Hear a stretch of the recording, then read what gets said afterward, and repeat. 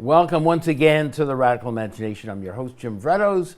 I'm a sociologist who's taught at John Jay College and Yeshiva University here in New York City.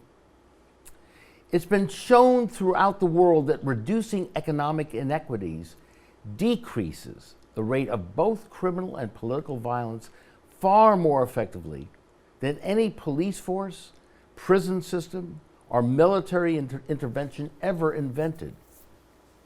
We know what works, yet our criminal justice and penal system continues to operate on the basis of a huge mistake: the belief that punishment will deter, prevent, or inhibit violence, when in fact, it's the most powerful stimulus of violence that we've yet discovered.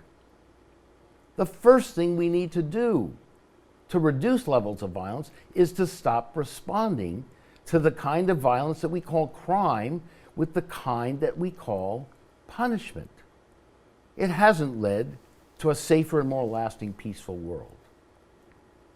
Over much of the last 60 years, we've turned to cynical political leadership who use fear-based police, carceral, and criminal justice tactics and policies. We see the spectacle of these leaders apologizing for their policies years after the fact. Bill Clinton saying in 2015 that I signed a 1994 bill that made the problem of mass incarceration worse, and I want to admit it. Direct quote. Michael Bloomberg apologized in 2015 for his stop and frisk policy after an audio surfaced in which he was caught saying it was a policy to reduce violence by throwing minority kids up against the walls, quote unquote, and frisking them.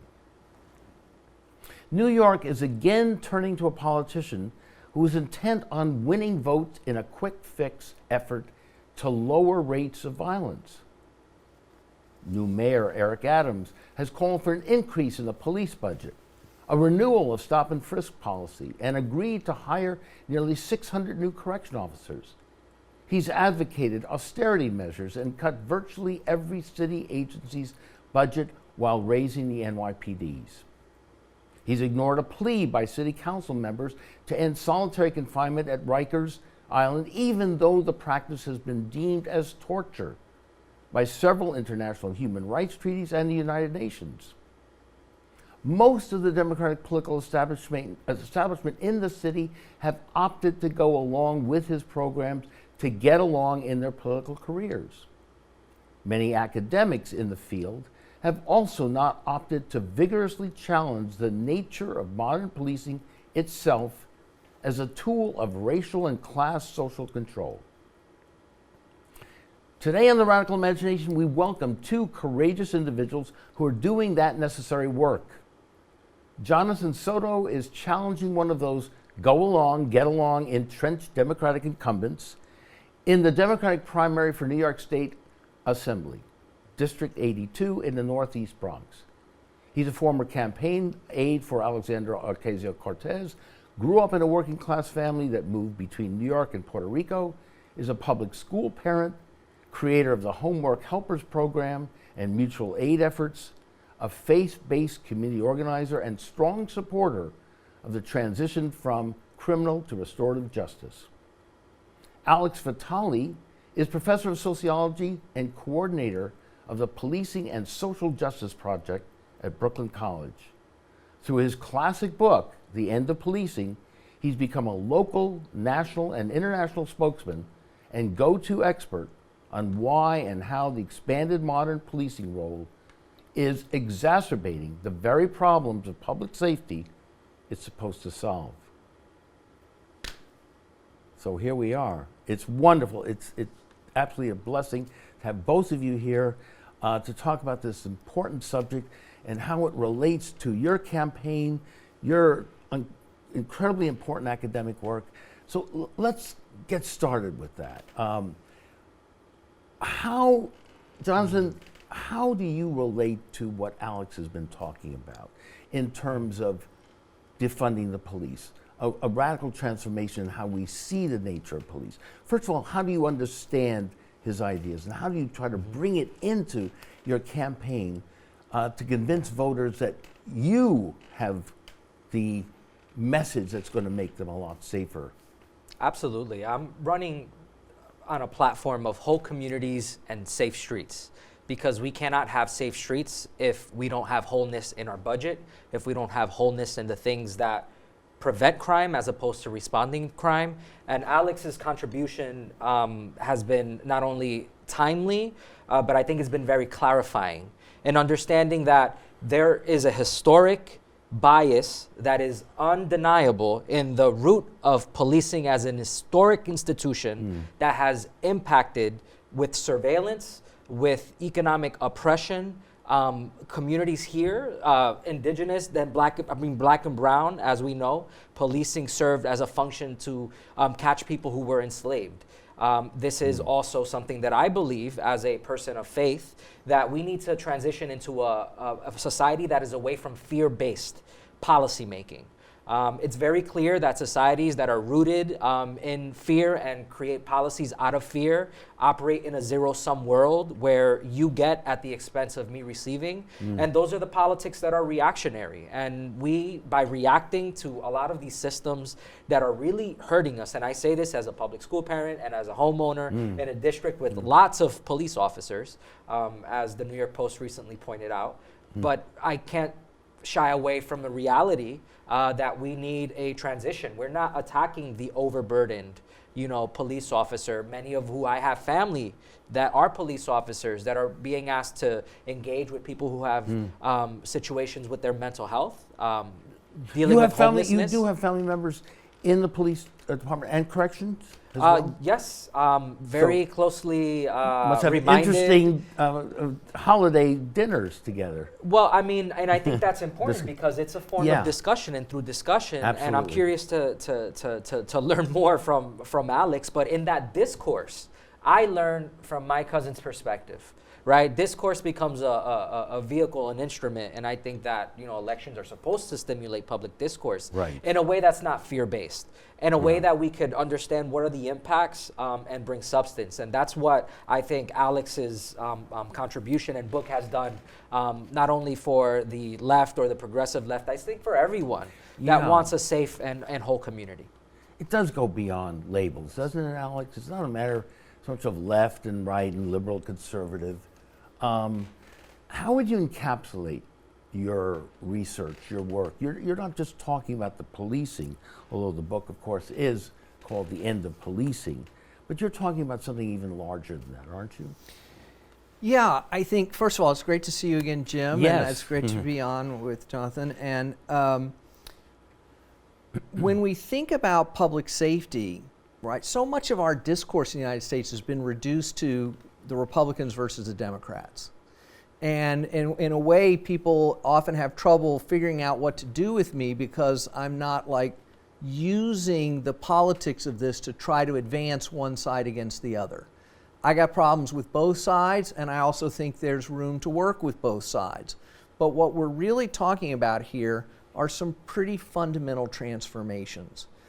What we've had over the last 40, 50 years is a kind of bipartisan embracing of austerity, of free market liberalization, of subsidizing the rich.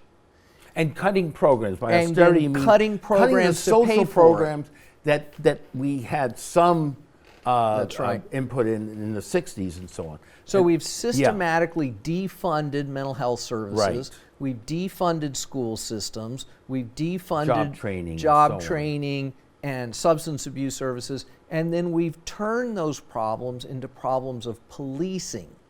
We've redefined the problems of poverty and social isolation into problems of moral insufficiency, crime. On the part of the individual. On the part of the individual or whole communities. Yes. Or whole communities are defined as morally inferior in a way that will only respond to punitive policing, the threat of incarceration. And so when we develop a critique of policing, it can't just stop with, chokeholds are bad because one time a police officer choked someone to death. We have to understand that that chokehold was part of a whole set of political arrangements that very powerful political interests are deeply committed to.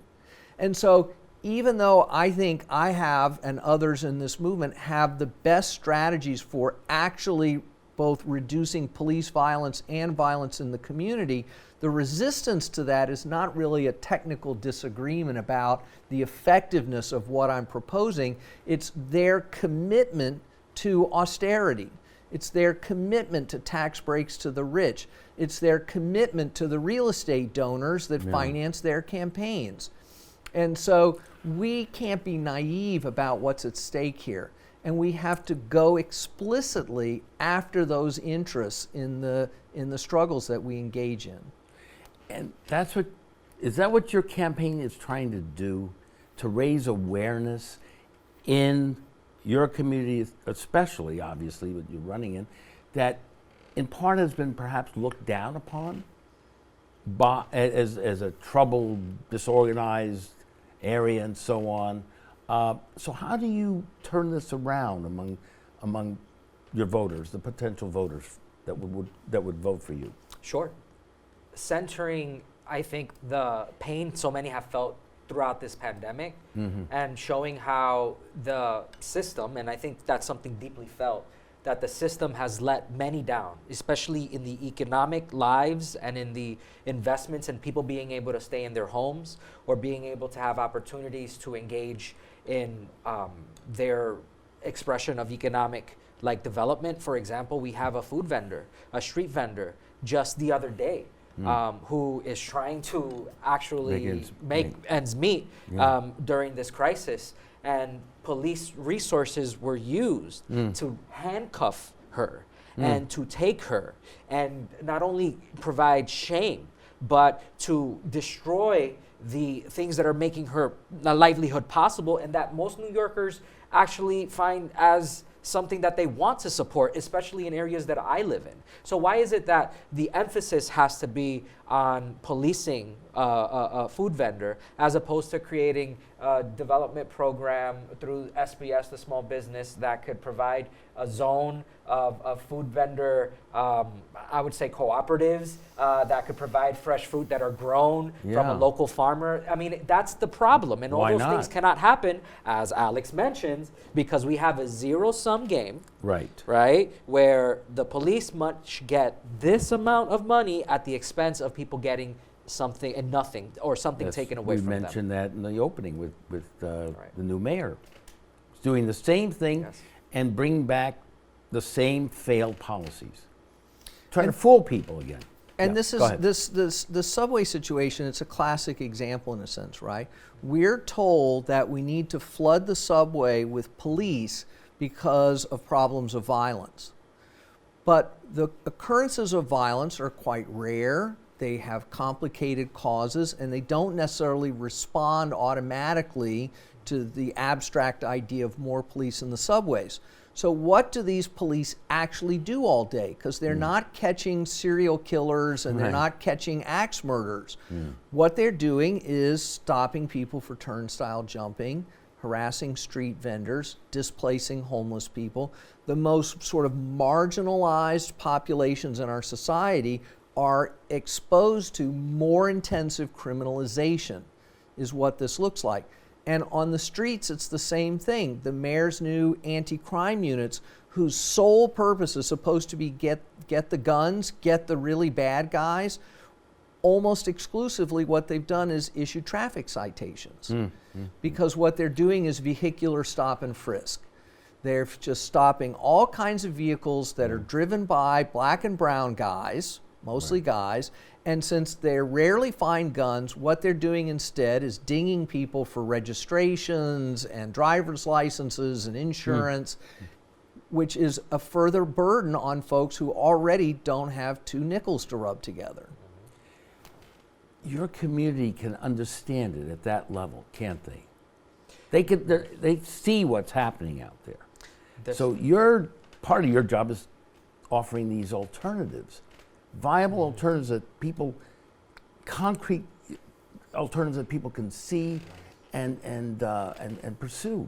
Yeah, people understand, And we're seeing this more at the doors. I'm knocking on thousands of doors, and the number one issue often is people's sense of safety.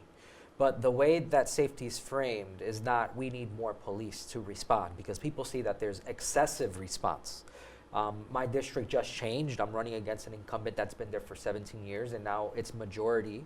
And I think it's a problematic tone minority, but what's called majority-minority district, where majority of the voters are either black or brown in our community. And I think people know that going back to the policies of stop and frisk, of criminalizing their young people, doesn't work. And as mentioned by Alex, we see the development of history in different places. For example, in London, at a time where we saw the decrease of murders, the decrease of big thefts, we saw the rapid increase of petty theft enforcement.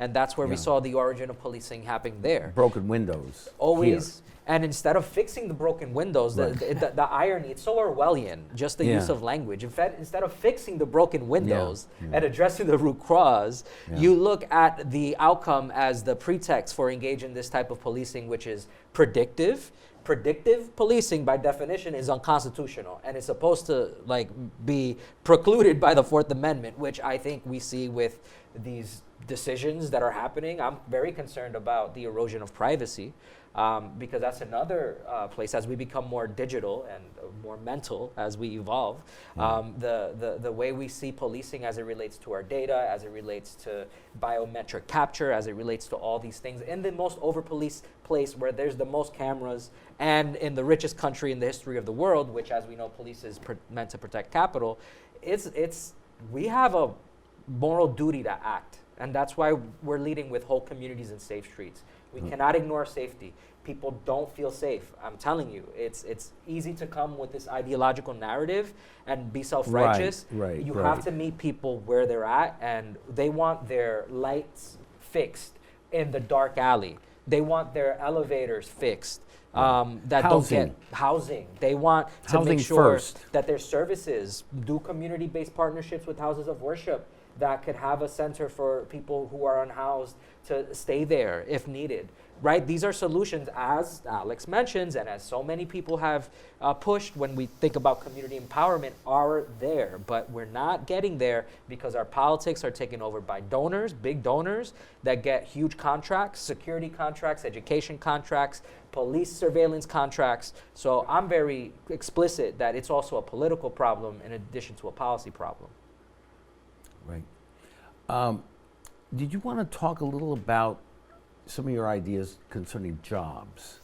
Yeah, I think when we talk about what's the positive program for safety, we need to be as explicit as we can about the kinds of interventions that will actually make communities safe, and not just in the long run, but more immediately, right? We're often told, well, great, solving poverty in some far-off future might be helpful, but what are we going to do about the shootings tomorrow? And this, of course, assumes that sending a lot of police helps with the shootings right now, which is not at all clear. Not found in the research. But the other thing we hear is that one of the appeals of investments in policing and corrections is that this has been a source of jobs for young people. And I see this with my own students. It's a kind of poverty draft, which is that where else can you go with maybe 2 years of community college and within 5 years be making six-figure salaries with overtime and pay differentials and all the rest. And so it's a kind of poverty draft that draws people in with the promise that they're going to do something to help. But what they're really doing is criminalizing their own neighbors, their own community members. So instead, I think we should talk about the ways in which investments in public safety would create new career pathways for the young people of New York City. So for instance, we have more NYPD personnel in New York City schools than all types of counselors combined. Actually, going into schools and that's right. Enforcing. That's right. Yeah. So we should discipline. We should be to meet national standards for the number of guidance counselors, the number of mental health counselors, the number of school counselors. We would need to hire between 4,000 and 5,000 additional counselors. Well, those are real jobs that pay working, that pay middle class Absolutely. wages. Yeah. But they do require some training. But we have college programs throughout the city at CUNY schools that offer those programs. The problem is there's not been a lot of hiring in those fields. So kids, Because the money's all going to 5,000 school safety That's agents 22. who work for the NYPD. We could be hiring community-based anti-violence workers. We could be hiring community-based harm reduction workers to help stem the tide of opioid overdoses and other kinds of drug-related problems. We could be hiring people in construction to build new housing first programs to house homeless folks who may have a mental health or substance abuse not problem. emergency shelters. This goes That's back. right, not or shelters, transitional housing. But what people need is permanent housing Absolutely. with transitional services. Okay. As they become Wrap around. stabilized, Right. then we can move the services somewhere else if that's appropriate. So Okay. we're the Policing and Social Justice Project. We're working on a report that basically lays out how we could suspend hiring in corrections and policing and school safety, and over a 5-year period, create between 10 and 15,000 of these kinds of helping jobs that could hire kids from New York City. A lot of city agencies have a New York City hiring requirement, but not the police department. So we could be hiring local kids to work in their own neighborhoods as recreational specialists, homeless outreach, mental health crisis responders, school counselors, librarians, instead Yeah, of absolutely. police and Nutrition. corrections workers. And how does this work in terms of political action, legislation? You need the politicians to enact these laws, correct? A lot of it is A lot of about funding streams. funding streams. And so we need Okay. legislators in Who are the city open to this, council yeah. and the state legislature who are willing to stand up for a different set of budget priorities. Simple as that. The budget is politics and policy. So I think that when we see the way structurally the budget in Albany advantages the governor in the negotiation pattern, we need some structural reforms when it comes to the budget process. There's conversations around constitutional, like referendums or amendments on this issue, but we need to be clear that, and I think this has happened because the executive, after 9/11, the executive, whether it's federal, whether it's state, or whether it's instrumentality of the state at the local level, has exceeded and grown in too much power. And Yeah. because of money in politics, what happens is that there's this, and because they have this advantage in the negotiation process of budgets, you see this like infusion of outside interests in every budget. I mean, think about expansion of police budgets post 9/11 across all areas. And I think that we need, the legislature needs to be empowered. And we need to find structural reforms when it comes to budget politics and policy, because ultimately the executive is way too powerful, I believe, across all budget fights. So at least in the state, in the situation of New York State and in the city. And that's what Yeah. we're going to see now play out with Adams and with Hochul. We've got some things out of the budget, right? Right. Because Hochul was in a different position than Cuomo was. Right. But it's interesting, to see. But you grew up in a working class family where you saw, right, your parents working 3-4 jobs, working very, very hard. You went back and forth to Puerto Rico and New York and tried to make ends meet and so on. You worked very hard, get your education and so on. And you haven't given up, not at all, on your roots. In fact, you have taken those roots and learned from them and are trying to expand it into your campaign. Why is it that someone, what do you make of an Adams, for example, who, quite frankly, I mean, he's been bought off. The developers and the entrenched Democratic establishment in the city are again, they may pay lip service to their constituents, working class constituents and so on, lower middle class, whatever. But when it comes down to it, it's the greed. It's a structural issue. It's a feature, not a bug of our politics. And the local. It's a feature, It's right. a feature, not a bug. We live more so now. Our representative democracy doesn't really represent our interest that much because of the corrosive nature of our politics, whether it's Citizens United, money in politics, and I believe because of executive power across all levels, which is why the unionization movement is so important. I'm not in any way, shape, or form an electoralist. I don't believe that elections are a form of harm reduction, but you can't swing at piñatas from far away.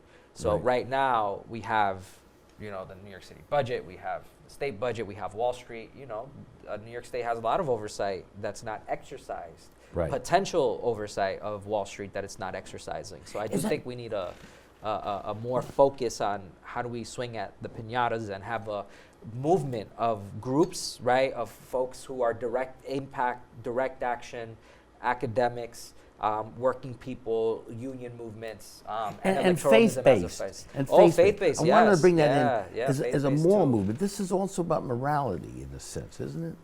Yeah, I mean, liberation theology is my perspective. I think the last have to be first.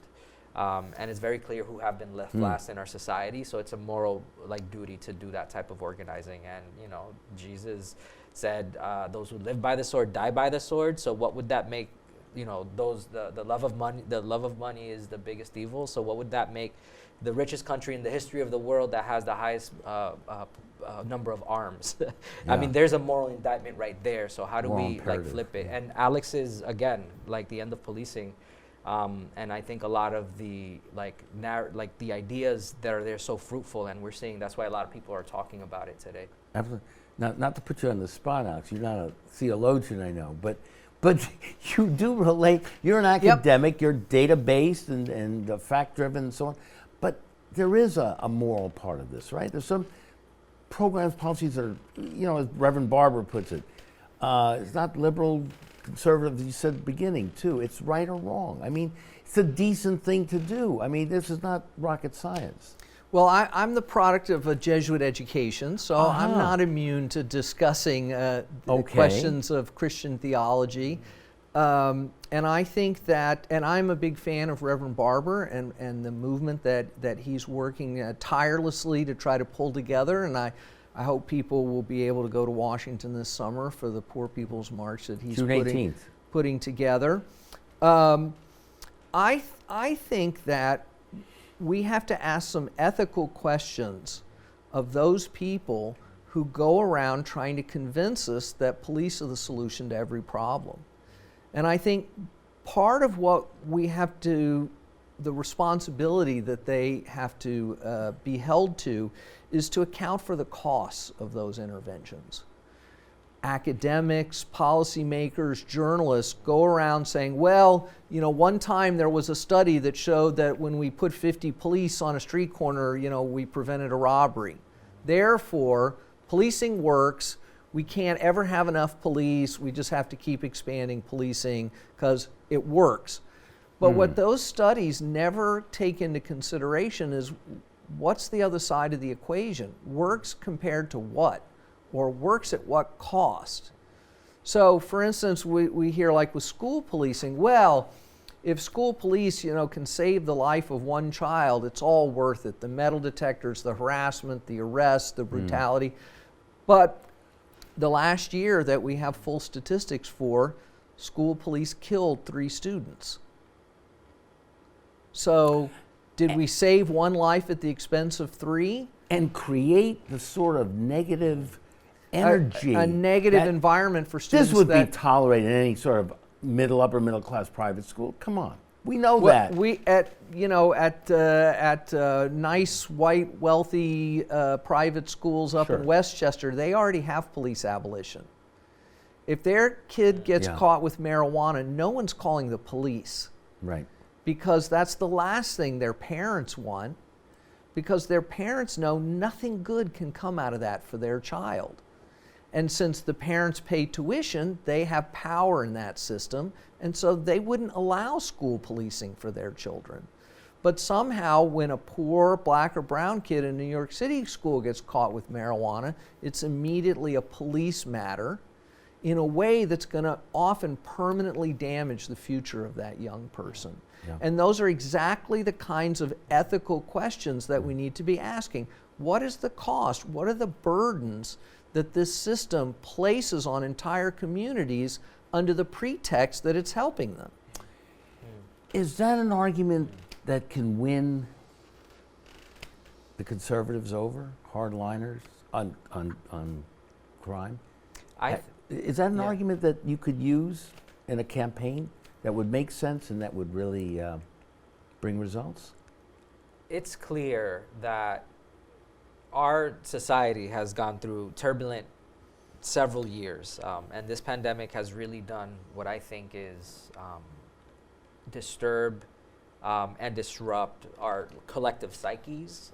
I think mental health is a really, really important screen that we need to see what the projection is of what potential ways we could talk about this extension of our being and our rights when it comes to like our mental wellness.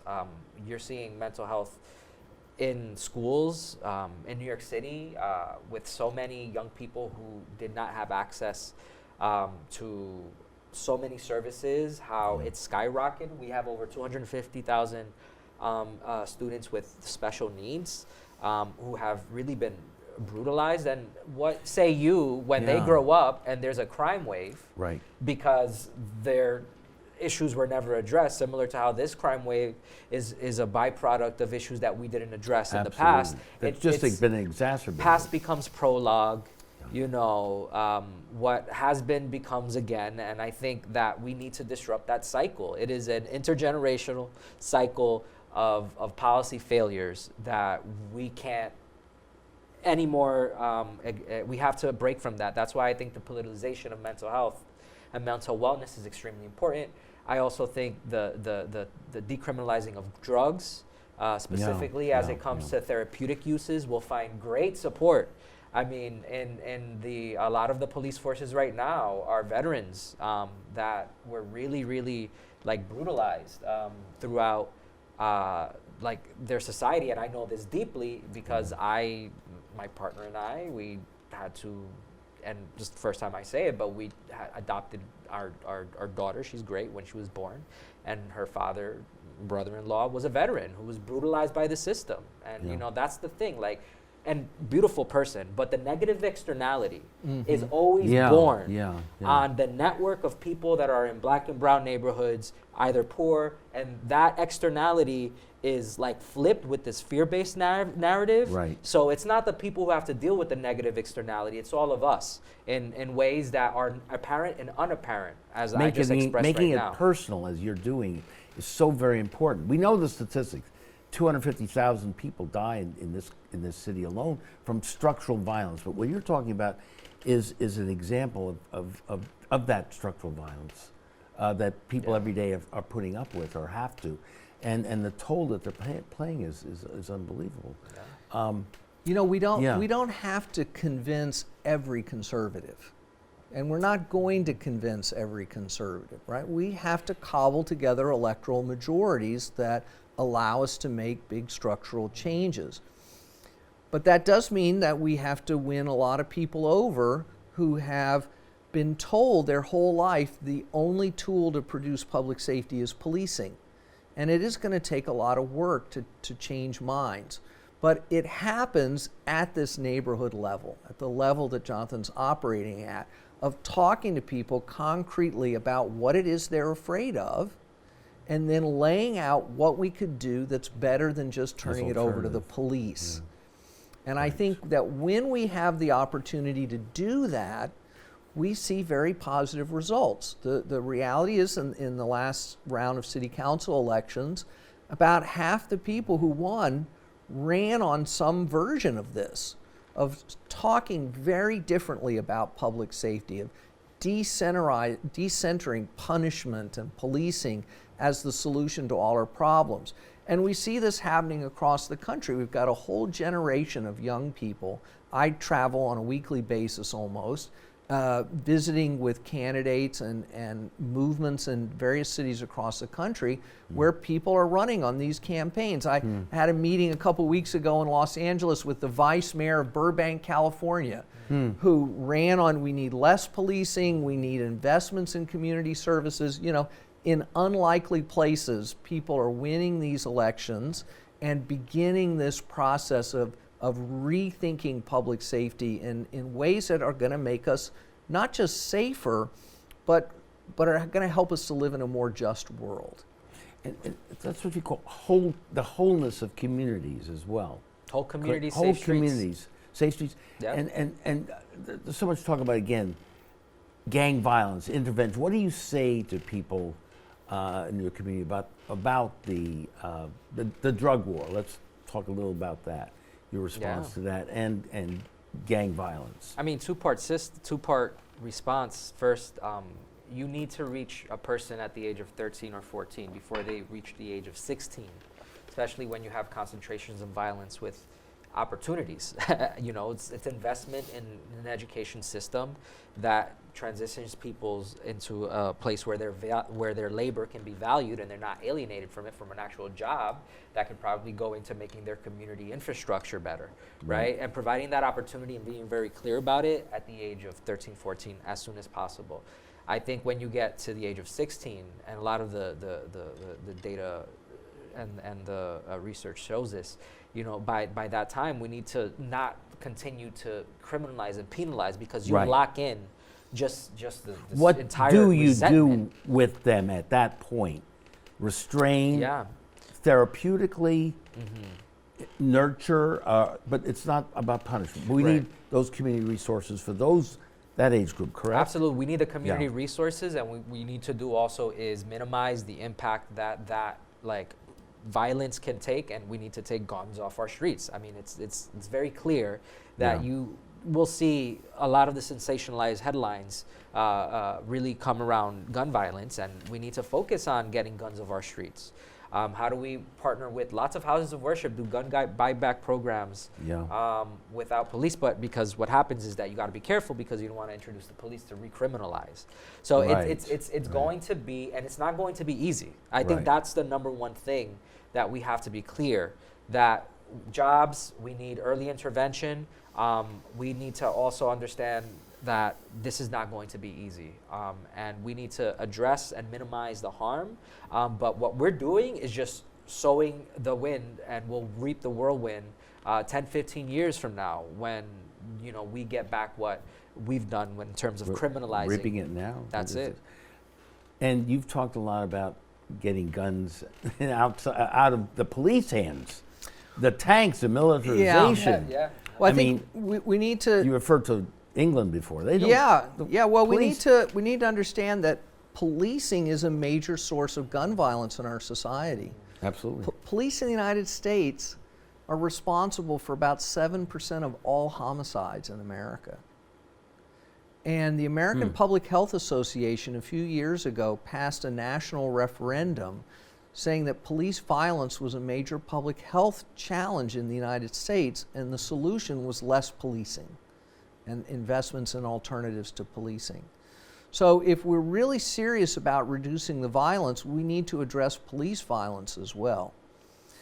I think I want to just talk about, you know, the community gun violence. While I think we'd all like to see dramatically fewer guns on the streets, we need to think about the difference between supply-side strategies and demand-side strategies. You know, when Bloomberg was mayor, he invested a lot of effort in gun control initiatives, not just here in the city, but nationally, using his own private wealth to fund these efforts that were mostly unsuccessful, given the broader politics of this. But also, at the same time, he refused to invest in local demand-side violence reduction initiatives. Things like Cure Peace, Cure Violence, excuse me, and also Advance Peace. I was conflating the two. These are community-based anti-violence efforts that hire people from the community to work with young people to try to break the cycle of violence. You shot my cousin, now I'm going to shoot you. You shot my my friend down the street, now I'm going to get your brother, right? We got to break that cycle by intervening into the lives of these young people. You mentioned, is that in Chicago as well, the Chicago Youth Project, I think you mentioned? That we have Chicago has a version of it, which has been called Ceasefire and has been called some other things, which is different than Ceasefire in New York, which is a policing initiative. Okay.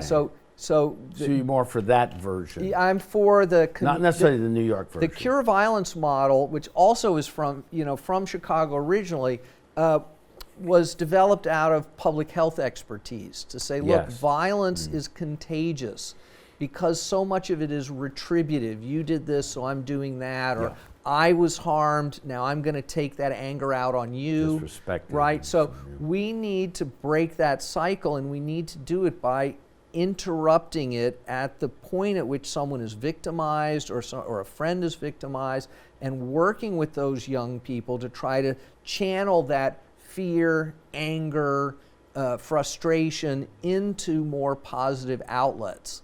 And these things really work. Restorative justice, is that part of what you're talking about? Yeah, and what you mentioned, like, what Jonathan? about the kids who do make it to 16 or 17 and who do something that's really harmful? We don't have to write them off. We don't have to throw their lives away through life without parole and the kinds of horrible things that we do as a society. We have restorative justice interventions for violent offenders that have shown tremendous progress. We've got the Common Justice program out in Brooklyn that is an alternative to incarceration program for violent offenders that requires that the victim sign off on this approach. And what they find is that in 2/3 of the cases, even the victim of violent crime would rather the offender have the opportunity to go through a restorative process than be sent to prison.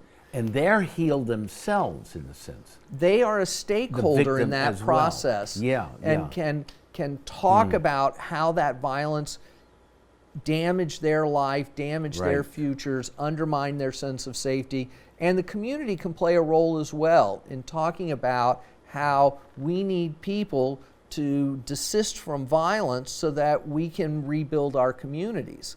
And these programs have shown good results. But just one last thing on this. The mayor, in his big violence reduction program, he talks a little bit about some of these programs, and then he says what we need is a balanced approach with policing and some community investments. But when we look at the mayor's budget, what we see is that it's 99.5% policing and 0.5% community investments, and that's not my idea of balanced.